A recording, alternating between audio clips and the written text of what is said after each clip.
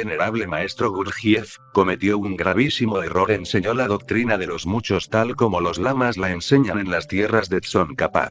Empero, no le entregó el armamento a los pobres discípulos. Si les negó las armas, ¿con qué van a destruir los agregados psíquicos, los yoes? La mente no puede hacerlo. El mismo Krishnamurti lo reconoce, entonces que solo mediante la serpiente ígnea de nuestros mágicos poderes, es posible desintegrar los agregados psíquicos inhumanos que en nuestro interior llevamos. Estoy hablándoles a ustedes a la luz de la experiencia vívida. Y voy a repetir, esta vez, un relato que muchas veces he repetido. Pero que convienen a veces esas repeticiones, para bien de los mismos estudiantes. Hace muchísimos años atrás lidiaba yo con un ego de lujuria. Hallándome fuera de la forma densa, se me sometía a múltiples pruebas de castidad, y entonces, fracasaba. En el mundo físico siempre salía victorioso. Llevaba una conducta ascética, control total de los sentidos y de la mente. Pero fuera del cuerpo la cosa cambiaba.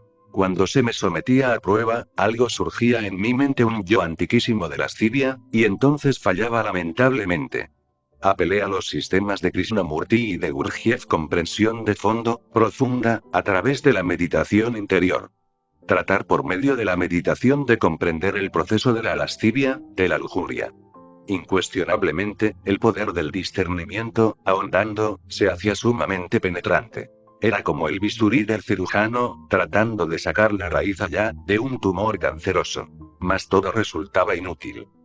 Un día de esos tantos, en profunda de meditación me hallaba, tratando de discernir lo que es proceso de la lujuria, tratando de comprender lo que es ese yo de acuerdo con los sistemas de Gurdjieff, de Nicole, de Krishnamurti, y de muchísimos otros, cuando, para desgracia mía, me sucedió un fenómeno insólito. Como quiera que la concentración fue demasiado penetrante, abandoné el cuerpo físico, y entré, pues, en ese mundo que llamaríamos astral. Entonces, me encontré dentro de una lujosa mansión, acariciando a una dama, amándola, enamorándola, etc. Exactamente lo contrario de lo que yo estaba haciendo, la antítesis, como si por oposición terca quisiera aquello nefasto, destrozarme totalmente mi trabajo. Al volver otra vez al cuerpo físico, pasado el éxtasis, me sentí defraudado. Comprendí que el sistema de Krishnamurti a base de pura comprensión, y el de Gurdjieff, y el de Ouspensky, y el de Collins, y el de Nicole y 50.000 autores más, no servía. En la práctica había fallado. Incuestionablemente, pasé por un momento de terrible desorientación, se formó un caos en mi mente. Me vi metido dentro de un callejón sin salida.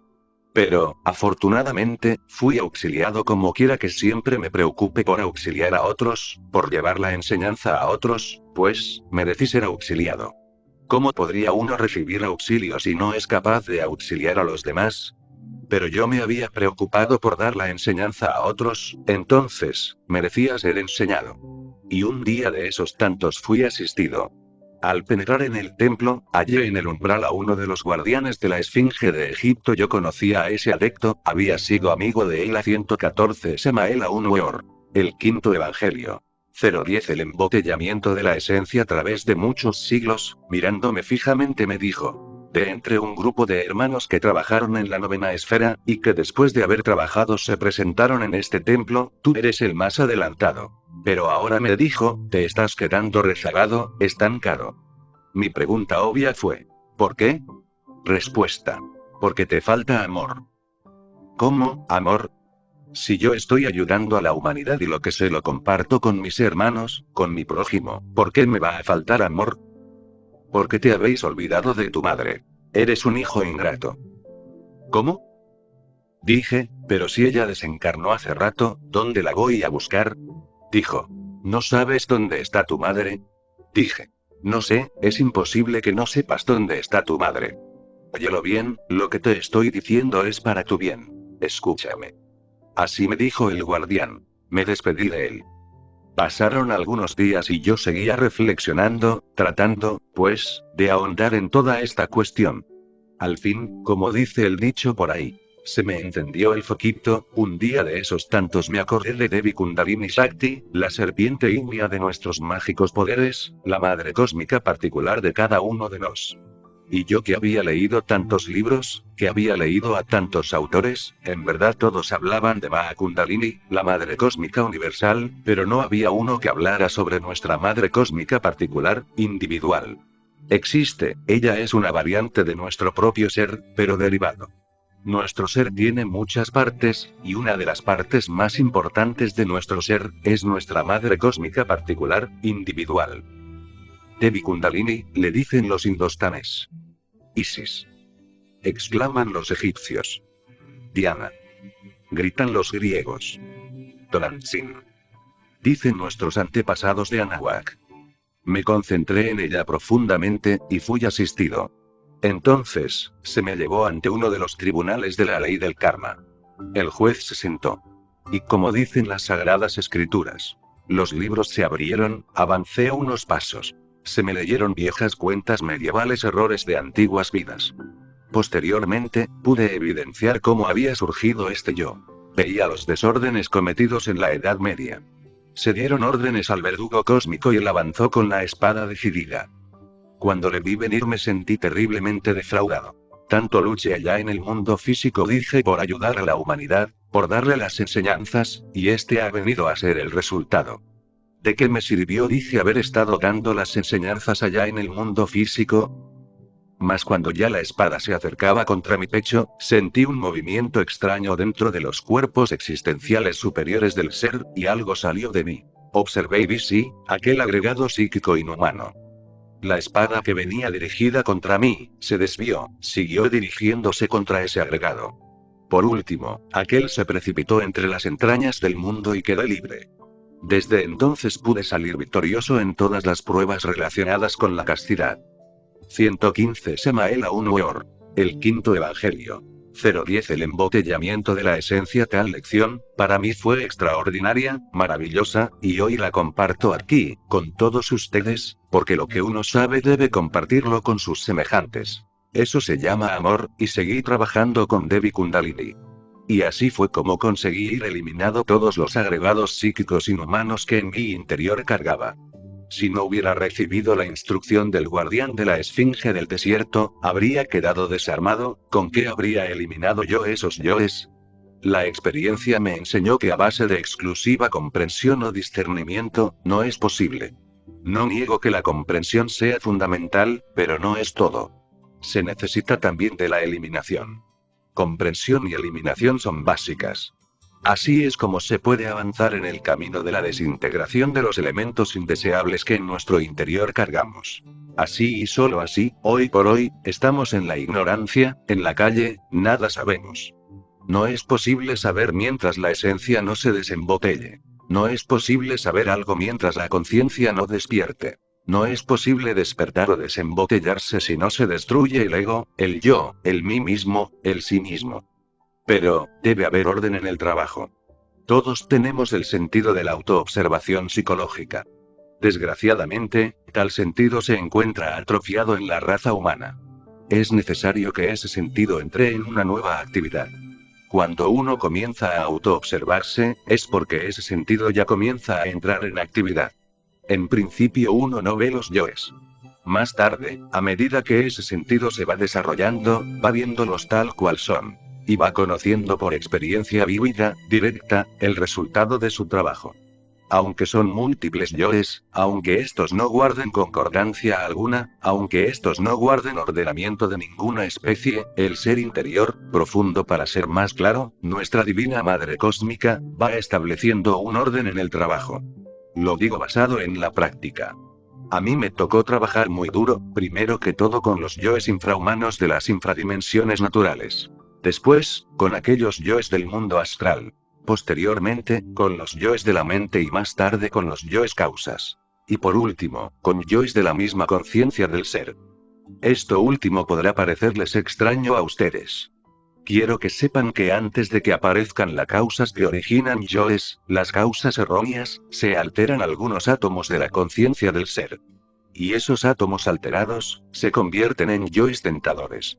Hay que aniquilarlos para que la conciencia, soberana, quede libre. Así pues, pude ir entendiendo que se establecía un orden en el trabajo.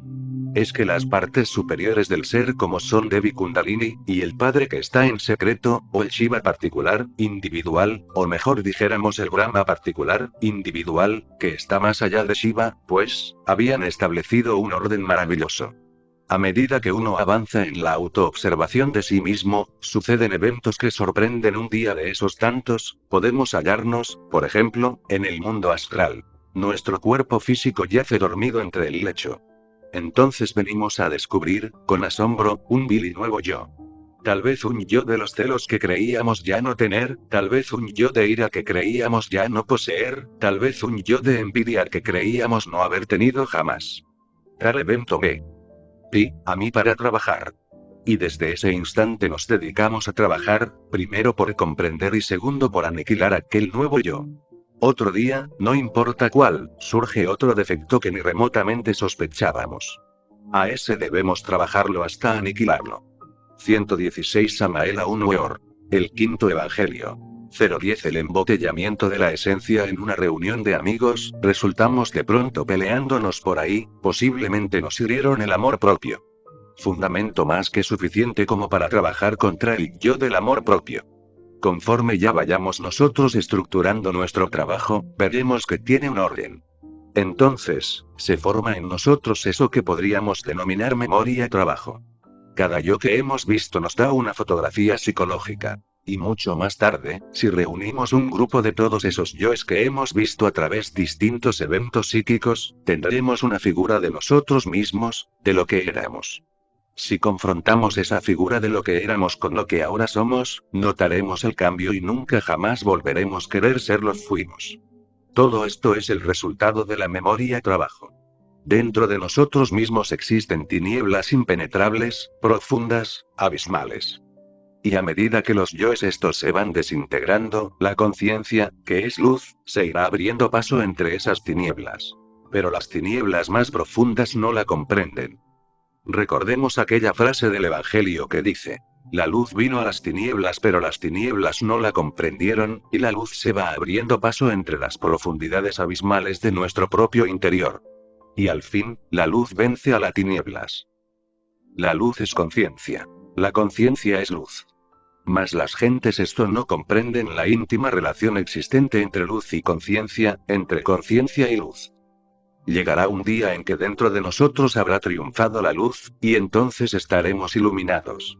Las tinieblas son inconsciencia. La luz es conciencia despierta. Cuando triunfe la luz sobre las tinieblas, brillaremos en el espacio infinito.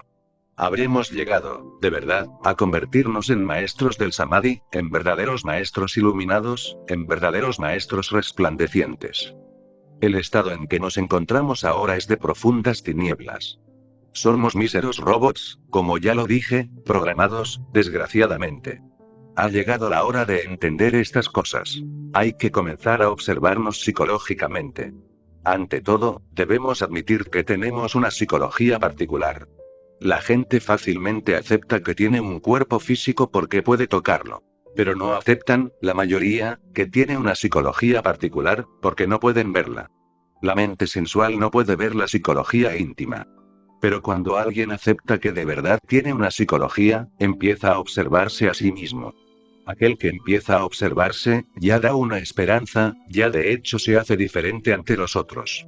Alguien que se está observando, incuestionablemente, puede llegar a cambiar si así lo quiere. Pero mientras no comience a verse a sí mismo, continuará con la conciencia dormida, en profundas tinieblas. Y eso es lamentable. La vida práctica es maravillosa, podemos observar nuestras actitudes, ¿cuáles son? Hay una íntima relación existente entre las actitudes y los eventos. Un evento, por grave que sea, podría hacerse maravilloso si asumimos una buena actitud. Una circunstancia, por magnífica que sea, podría tornarse negativa y perjudicial, si asumiéramos una actitud equivocada. La actitud que nosotros asumamos en cada instante es definitiva. ¿Cómo nos comportamos nosotros, por ejemplo, ante el empleado de una tienda, de una tlapalería, de una mercería? ¿De qué manera? Tal vez nos disgustamos porque no nos trajo la mercancía exacta que le pedimos, porque es lerdo. 117 Samael Aun Weor. El quinto evangelio. 010 El embotellamiento de la esencia porque no nos comprende le miramos con enojo, ¿verdad? Y hasta le regañamos. Quisiéramos cambiarle, cuando en verdad somos nosotros los que debemos cambiar, somos nosotros los insolentes. Posiblemente estamos engreídos.